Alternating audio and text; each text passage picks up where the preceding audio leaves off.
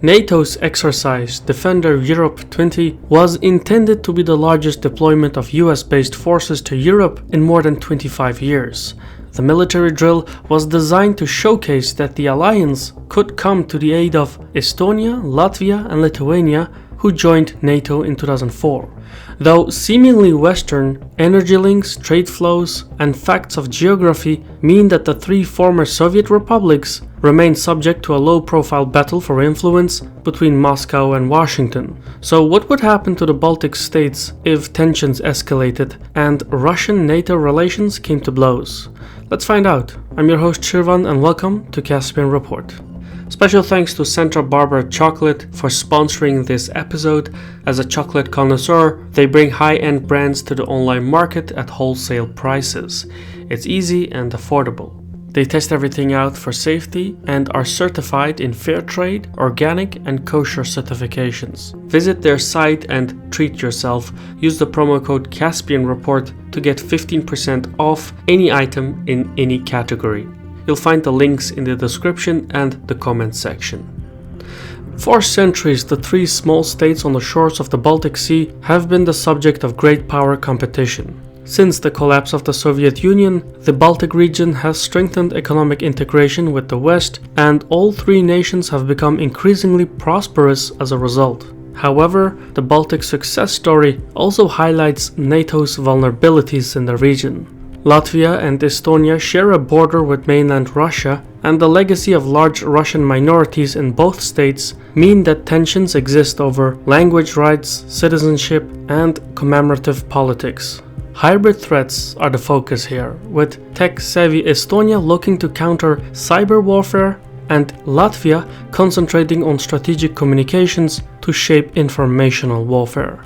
The two Baltic states are more vulnerable to direct Russian military pressure than their neighbor to the south. Lithuania has the largest population of the three, and it's perhaps the most strategically situated of the Baltic nations. It is here, in the southernmost Baltic state, that the most tactical phase of a Russian NATO-Baltic standoff would take place. By their own, the Baltic nations have no chance of withstanding the Russian military. So the real question is, can NATO reinforce its Baltic allies ahead of Russian occupation? The Defender Europe 20 exercise, which was to take place at the end of March 2020, was an attempt to answer this question. The drill was to involve the mobilization of over 20,000 American troops and the movement of over 13,000 pieces of equipment across the continent. Although the exercise has been mostly cancelled in face of the coronavirus-related travel restrictions, the NATO drill was clearly intended to demonstrate the alliance's ability to reinforce the southern Baltic region. Since the exercise never took place as planned, let's go over the current military situation in the Baltics. The key to understanding the region is its geography, and crucially, Russia's presence in the area. The Kaliningrad Oblast is a pocket of Russian territory roughly the size of Northern Ireland. Located on the Baltic Sea to the southwest of Lithuania, it is home to the Russian Baltic Fleet. The small federal subject is well defended and considered the most militarized region in all of Europe. As of February 2018, Kaliningrad also hosts Iskander-M missiles, which are nuclear capable and have a range covering all of the Baltic states and all of Poland. Moreover, the exclave has substantial anti-access and aerial deniable capabilities. They include long-range missiles, anti-ship missiles, and air missile defenses, as well as air, land, and naval forces. Needless to say, Kaliningrad would play a decisive role in any hostility between Russia and NATO. As the situation stands today, US military commanders believe that Kaliningrad has enough firepower to deny the US Navy access to the Baltic Sea. So that means any conflict in the Baltics would mostly be land-based. That right there is already a game changer. Since 2014, NATO has deployed deterrent forces on the territories of its East European members. Called the Enhanced Forward Presence, or EVP for short, these forces consist of battle-ready units from different NATO members that are relatively lightly armed but prepared to resist any aggression on behalf of the allied patron they represent. NATO claims that 4 multinational battle groups in Estonia, Latvia, Lithuania and Poland, led by the United Kingdom, Canada, Germany and the United States respectively, will increase the costs Russia would have to pay for any intervention in the Baltics. The Kremlin contends that this increased presence causes a security dilemma that will only lead to a spiral of rising tensions. That spiral has already begun. In the last few years, Russia has strengthened its long-range strike, aviation, and air defense capabilities in Kaliningrad with assets like ship-based 2,000-kilometer range Kalibr missile system, additional S-400 long-range air defense systems, and the delivery of advanced Su-30M fighter bombers. In 2017, the Kremlin put its combined assets to the test as part of its massive Zapad exercise. Zapad, which in Russian means West, envisioned heightening of tensions with the West and focused on conflict in the Baltic states. During the drill, Kaliningrad's coastal defense systems were live launched against service targets, and for the first time since the Cold War, Russian strategic bombers carried out live attacks on ground targets extremely close to the Lithuanian border. Clearly, tensions are high, but the military prospects for further escalation do not look favorable for NATO.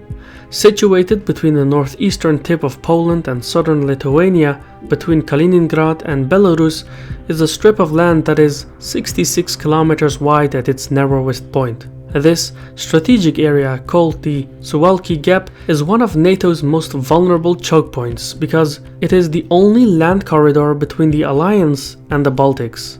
Whoever controls the Sawaki Gap will dominate the battle space. So NATO needs to do whatever it takes to maintain land access to the Baltic states, while Russia will want to close it as soon as possible.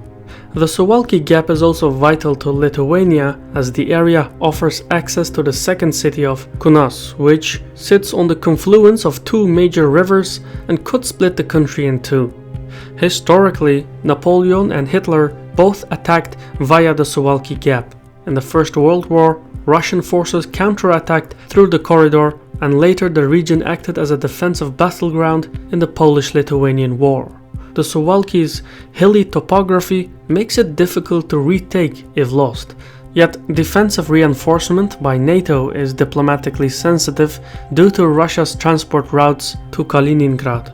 More specifically, Russia legally has the right to travel through the Sawaki Gap for communications with Kaliningrad, and this freedom of access is a red line for Moscow.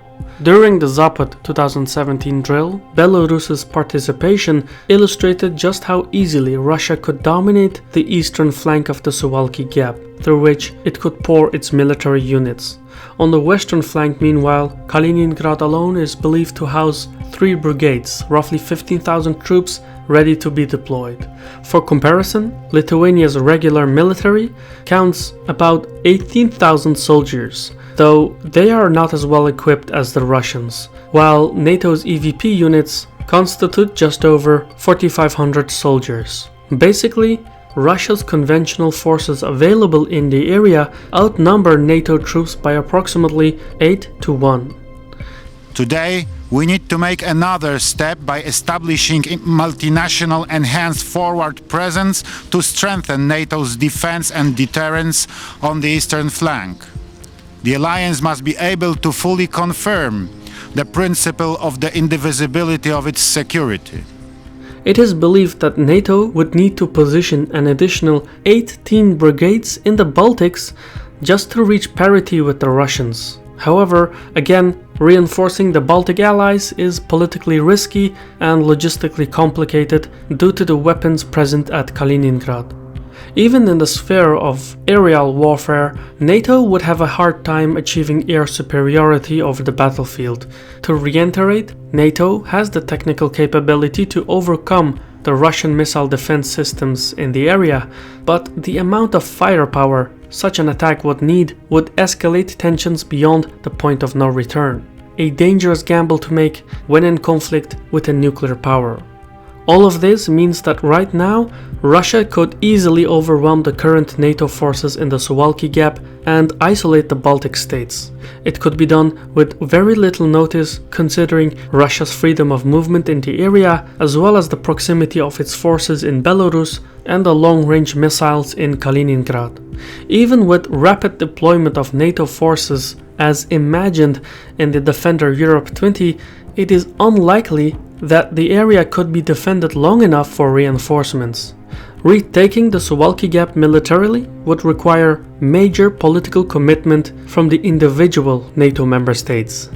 All in all, NATO's vulnerabilities in the Baltics is well known and appreciated by its military leaders, but it is less known among the general public in the member countries.